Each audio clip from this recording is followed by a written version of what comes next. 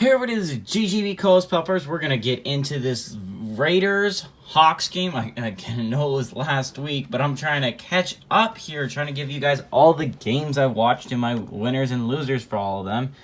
And I had a football game on Friday, my first football game.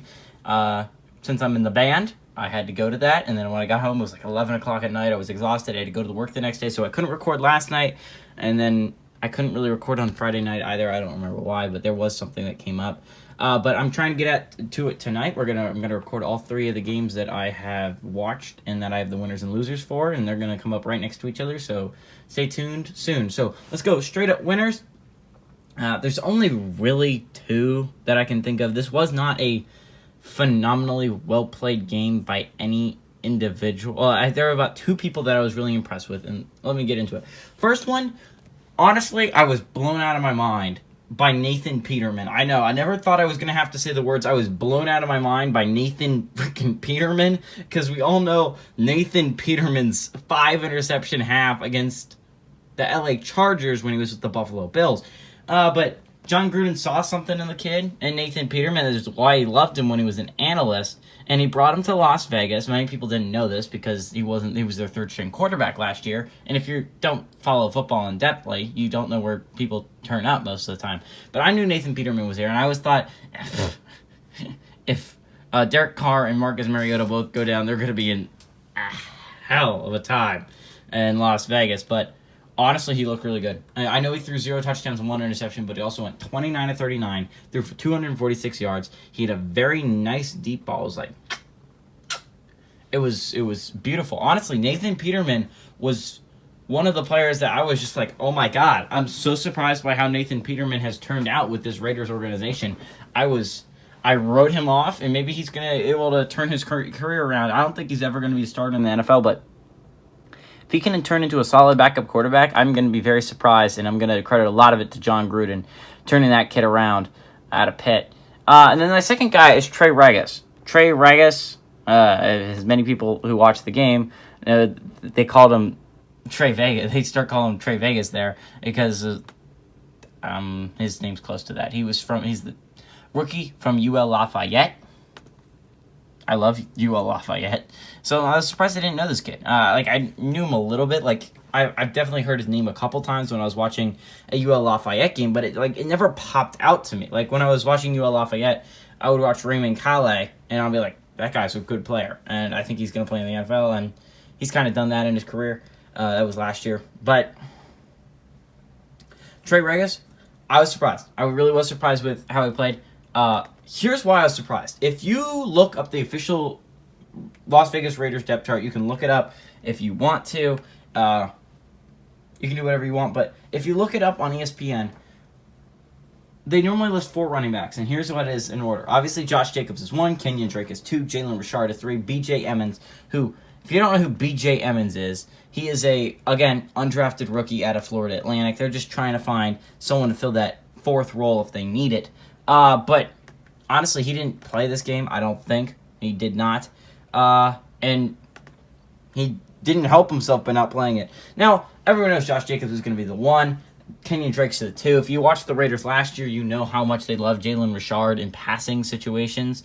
So, it really was a battle to see who can get that 4th spot, and if they do keep a 4th spot, because it's very much up in question, because, again, the Raiders are one of the few teams that actually does keep a fullback. They keep a fullback on their team, and not many teams do that, and it definitely takes a spot away from a running back if you do that. And very few teams, like the Saints are the only one that I can think of that keeps 4 running backs and a fullback.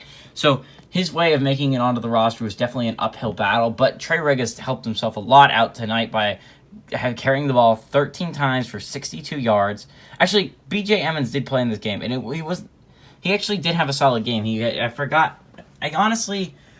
I didn't remember him popping off, but I do remember the 22-yard run that he had. I didn't remember him having a great game, though. He had 9 carries for 45 yards, so, again, a solid game, by B.J. Emmons, so that's definitely going to be a battle between the two to see who's going to get that spot. In my opinion, Bo Scarborough, he's really out of the equation. In my personal opinion, he's not as good as Trey Regis and B.J. Emmons at this point in the career. But I watched Trey Regis, and I was like, wow, this kid's a really good player. Again, this is how impressive he was. His longest carry of the night was 9 yards. But if you go back and watch that game, Trey Regis is a player you want on your football team. He really tries hard on every single play. He was a good blocker. He did stuff in the passing game, I believe. He had 3 catches for 20 yards. He carried the ball very effectively, averaged 4.8 yards per carry, and 13 carries for 62 yards. Very effective night out of Trey Regis. He's a winner in my opinion. And I'm just going to make a small mention of this real quick. Nick Bowers. If you do not know who Nick Bowers is, I heard the name, I'm like, that name sounds familiar. If you do not know who that is, and you're a Penn State fan, I found this really interesting. I went back, and I knew the name Nick Bowers. Like, I heard it somewhere, and I was like, God, where do I know that name from? And then I looked it up, and I'm like, oh my God, I remember him now. He was the backup tight end behind Pat Freiermuth when Pat Freiermuth was going off. If you remember that, both years, that Pat Freiermuth was absolutely phenomenal. If you remember that, Nick Bowers was the tight end behind him, and a lot of people were saying he could start in most other colleges, but he kind of went off my radar. Normally I keep track of where Penn Staters go, but he wasn't in Madden, and honestly, I thought I heard the last of Nick Bowers, but here he was tonight. He had 2 catches for 18 yards. He looked like a very solid blocker, and he was the number 1 tight end. Now, to be granted, they weren't playing Darren Waller, they weren't playing Foster Moreau, and they played Derek Carrier. So, but honestly, for a guy going from a backup tight end at college, at Penn State, it's not like he was at Alabama or anything, at Penn State, he did not have many catches in his college career. To go from that to possibly making the 3rd string spot on an NFL roster is insane to me. I loved watching Nick Bowers play, and respect to the man for doing such a great job and getting himself in this position. Now, I'd like to point out a couple of losers tonight, and I think the obvious loser here right off the bat is Seattle. Obviously, Seattle lost, but I'm going to mention Seattle's passing game because there are some teams, like, if the Chiefs, I think if Mahomes went down, it would suck, but I think Henny could carry the boat for a little bit. Try to think about the contenders that I think the Rams have a guy there. What's his name? I've absolutely forgotten the guy's name in LA, but he's pretty good. What other teams I think are Super Bowl? I think if the Packers go down, Jordan Love can do some good things. If Aaron Rodgers goes down, I think if Josh Allen goes down, Mitch Trubisky can do some good things. Most contenders, in my opinion, have a backup quarterback outside of the Buccaneers that could possibly win them a couple of games. Like if Aaron Rodgers needed to take a couple weeks break, I think Jordan Love can win some of those games. I watched Seattle, and I'm like, oh my God, they're not going to win any games without Russell Wilson at QB. I think most Seattle fans would agree with me.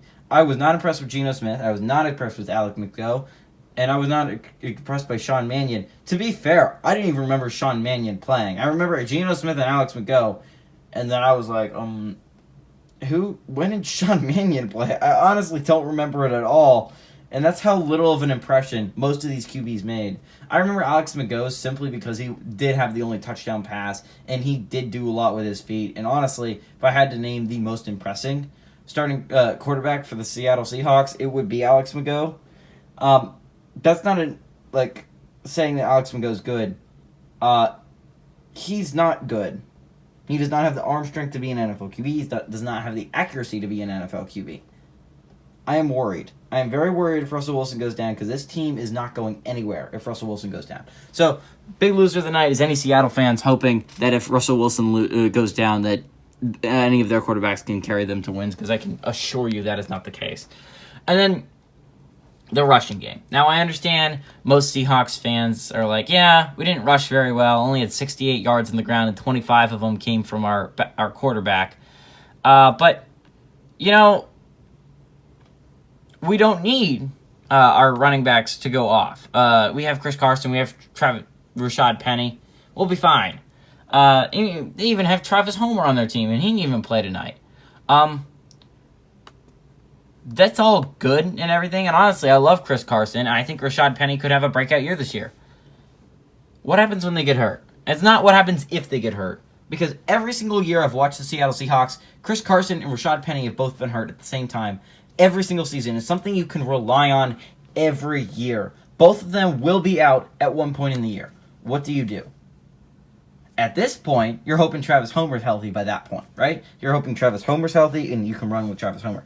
That's good. What happens if he's not? Because we've seen times when the Seattle Seahawks have had to go to their fourth option. We've seen times where they've had to bring in, they had to bring in for the playoffs, for goodness sake. They had to bring in Marshawn Lynch from retirement to run from them. They brought in Alex Collins to run for them. They would just bring in random people off the streets and hope it would work, right? DJ Dallas did not impress. He did not. I'm sorry to say he didn't impress me. So I think the Seahawks are in real trouble if Chris Carson and Rashad Penny go down with injuries like they always do. But, you also have to take into account that people weren't worrying about Russell Wilson's scrambling ability. They weren't worrying about his playmaking, so they could play the run a little bit better. So you got to keep that into account, but still, I'm not overly impressed with anyone. But, hey, everybody. I hope you guys enjoyed that winners and losers episode. If you like that, hit the like and subscribe button. But hey, everybody, this is GGB Coles Pepper saying adios, amigos.